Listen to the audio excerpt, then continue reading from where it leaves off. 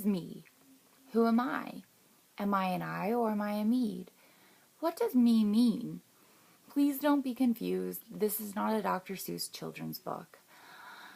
Please give me a moment of your time and you will understand the symbolic interactionalist concept created by American philosopher and social theorist George Herbert Mead, which states, people cope with the reality of their circumstances according to their comprehension of the situation.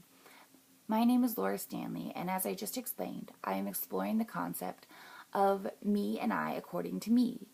He states the self contains two parts, the I and the me, and they both make up a person's self-concept. The self is the dialogue between the two. I is the spontaneous, impulsive, unplanned part of the self. It is subject to one's actions. On the other hand, the me grows gradually through interaction with others. It monitors the I. According to our textbook, A First Look at Communication Theory, the me is the objective self, the image of self seen when one takes the role of another.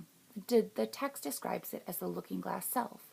My example of this was one time when I was working an event and I was new and I was selling something that I didn't quite know, so I was a little bit nervous, but I projected a self-confident air.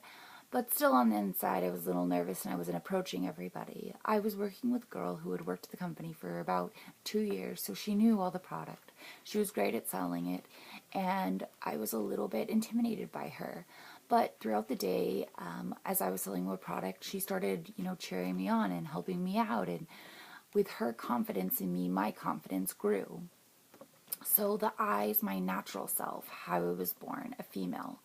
It is the active aspect which is creative. The me is the socialized self that has been learned by interaction with others, a bit fearful on the inside, but able to appear confident in stressful situations.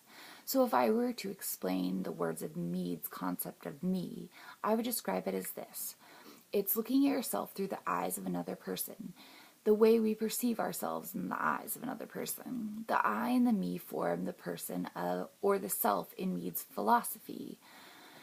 In closing, I'm aware of myself as an object. The I connection is my response to the me. It gives me the freedom to respond with more confidence than I actually have given the cues from my coworker at the booth and past experiences. It can never be calculated as it is always possibly different.